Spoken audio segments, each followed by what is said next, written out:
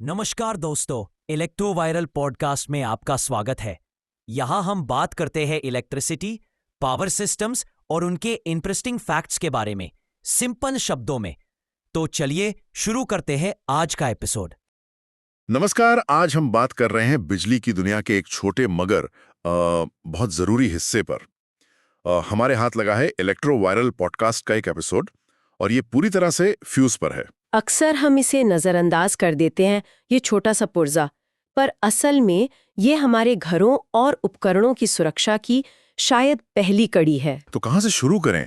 Electro viral की चर्चा के मुताबिक देखें तो फ्यूज का सबसे बुनियादी काम एक सुरक्षा कवच जैसा है। बिल्कुल।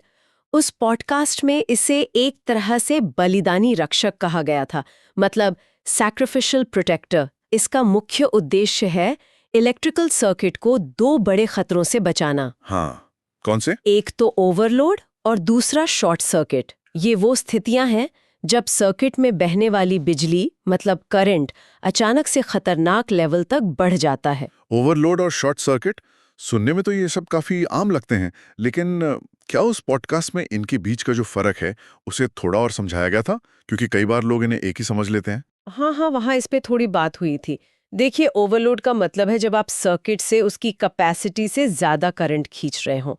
जैसे मान लीजिए एक ही सॉकेट में बहुत सारे उपकरण लगा दिए तो तार गर्म होने लगते हैं, पर खतरा धीरे धीरे बढ़ता है। अच्छा। शॉर्ट सर्किट जो है वो ज्यादा अचानक और विस्फोटक स्थिति है, जब बिजली का प्रवाह, मतलब करंट, गलत रास्ते से बहने लगे जहां रेजिस्टेंस बहुत कम हो, जैसे कोई दो तार आपस में छू जाए। इसमें करंट लगभग फौरन एकदम से बहुत ज्यादा बढ़ जाता है। ओह अच्छा, तो ये ज्यादा खतरनाक हुआ। हाँ, ज्यादा तेज। और फ्यूज इन दोनों ही सिचुएशन से सुरक्षा देता है। अच्छा, ये समझना जरूरी था। और इस पूरी सुरक्षा का जो राज है वो उस छोटे से तार में छुपा है जो फ्यूज के अंदर होता है। हाँ, बिल्कुल। उस पॉडकास्ट में इस तार के बारे में क्या कुछ खास बताया गया? मतलब ये नॉर्मल तार तो नहीं होगा? हाँ, वही तार इसकी जान है।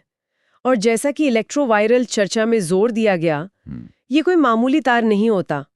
इसे बहुत ही सटीक इंजीनियरिंग से बनाया जाता है। ये अक्सर टिन, सीसा, जिंक, चांदी या फिर इनके खास एलॉय, मतलब मिश्र धातुओं से बनता है। अच्छा।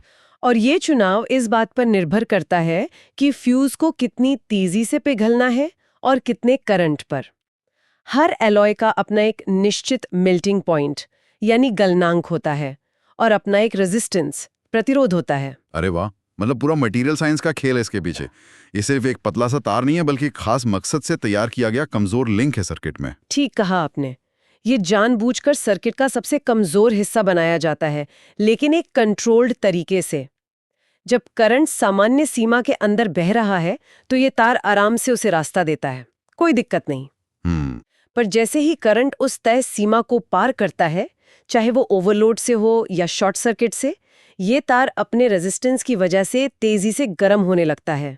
और फिर वही होता है जिसके लिए वो बना है, पिघलना। बिल्कुल। गर्मी इतनी बढ़ जाती है कि तार अपने मेल्टिंग पॉइंट पर पहुंचकर पिघल जाता है। इलेक्ट्रोवायरल पॉडकास्ट में इस प्रक्रिया की जो स्पीड है उस पर भी बात हुई थी। कुछ फ्यूज होते हैं जिन्हें फास्ट ब्लोइंग कहते हैं, वो तो मिली सेकेंड्स में पिघल सकते हैं, खासकर जो सेंसिटिव इलेक्ट्रॉनिक्स होते हैं ना, उनको बचाने के लिए। मिली सेकेंड्स में? हाँ। और वहीं कुछ स्लो ब्लो या टाइम डिले फ्यूज होते हैं। ये वो फ्यूज हैं जो करंट में होने वाले छोटे मोमेंटरी स्पाइक्स, जैसे मोटर चालू करते समय जो हल्का सा उछाल आता है ना करंट में, उसको झेल जाते हैं और तुरंत नहीं पिघलते। अरे वाह, मतलब फ्यूज में भी इतनी वैरायटी होती है। फास्ट ब्लो, स्लो ब्लो, ये तो मैंने कभी सोचा ही नहीं था। तो ये इस पर निर्भर करता है कि उसे किस उपकरण की रक्षा करनी है। हाँ, बिल्कुल। उस चर्चा में यही बताया गया था कि देखिए, आप एक सेंसिटिव इलेक्ट्रॉनिक सर्किट में स्लो ब्लो फ्यूज नहीं लगा सकते हैं, और वहीं एक हैवी ड्यूटी मोटर में अगर फास्ट ब्लो फ्यूज लगा दिया तो वो बार बार बेवजह उड़ता रहेगा, ट्रिप होता रहेगा। हाँ, वो तो मोटर स्टार्ट होने में ही उड़ जाएगा। बिल्कुल।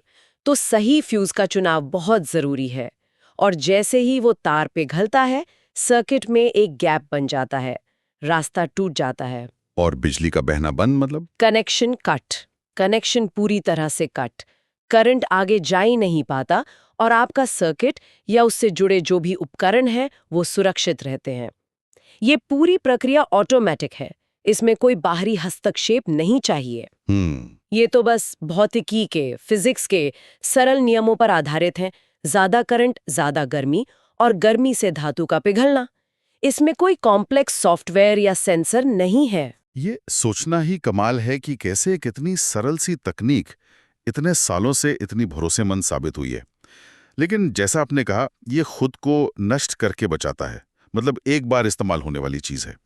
तो क्या उस पॉडकास्ट में ये भी बताया गया कि फ्यूज बदलने में क्या सावधानियां बरतनी चाहिए? हाँ, ये एक बहुत महत्वपूर्ण बिंदु था जिस पर इलेक्ट्रोवायरल में काफी जोर दिया गया था। देखिए, सबसे पहली बात, कभी भी खराब फ्यूज को किसी तार के टुकड़े या एल्यूमिनियम फॉइल जैसी चीज से बाईपास करने की कोशिश ना करें। हाँ, वो जुगाड़ जो लोग करते हैं। यस, वो सीधा सीधा आग लगने का खतरा है, बिल्कुल ना करें। दूसरी और सबसे जरूरी बात, हमेशा खराब फ्यूज को उसी रेटिंग वाले नए फ्यूज से बदलें। रेटिंग्स? मतलब वो जो फ्यूज पर लिखा होता है, जैसे 5A या 10A? हाँ, एक तो एम्पेयर रेटिंग जो ये बताती है कि फ्यूज कितना करंट झेल सकता है पिघलने से पहले। और साथ ही वोल्टेज रेटिंग भी महत्वपूर्ण होती है। वो ये दर्शाती है कि फ्यूज सर्किट टूटने के बाद कितनी वोल्टेज को सुरक्षित रूप से रोक सकता है बिना आर्क बने। ओ, वोल्टेज रेटिंग भी, ये मैंने ध्यान नहीं दिया था। जी, वो भी जरूरी है। उस पॉडकास्ट में चेतावनी दी गई थी कि अगर आप मान लीजिए कम एम्पियर रेटिंग वाले फ्यूज की जगह ज्यादा रेटिंग वाला फ्यूज लगा देते हैं तो क्या होगा। तो वो उड़ेगा ही नहीं जब जरूरत होगी। बिल्कुल, वो ओवरलोड की स्थिति में पिघलेगा ही नहीं, और नतीजा ये होगा कि आपका उपकरण या घर की वायरिंग जल सकती है। बाप रे।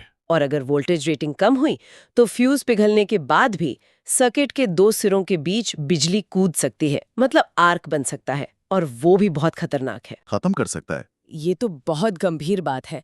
हम अक्सर बस दुकान से जाके कोई भी फ्यूज ले आते हैं, सोचते हैं बस साइज मिलना चाहिए। बिल्कुल, और यही आम गलती है। उस चर्चा का सार यही था कि फ्यूज सिर्फ एक पुर्जा नहीं है, ये एक सटीक सुरक्षा उपकरण है और उसे उसी गंभीरता से लेना चाहिए। इसका मुख्य उद्देश्य सिर्फ उपकरणों को बचाना नहीं है, हालांकि वो भी महत्वपूर्ण है, बल्कि सबसे बढ़कर इंसान को बिजली के झटकों और आग के खतरों से बचाना है। सोचिए, एक छोटा सा फ्यूज लाखों के उपकरण और उससे भी कीमती अनमोल जीवन की रक्षा कर सकता है। ये वाकई सोचने वाली बात है।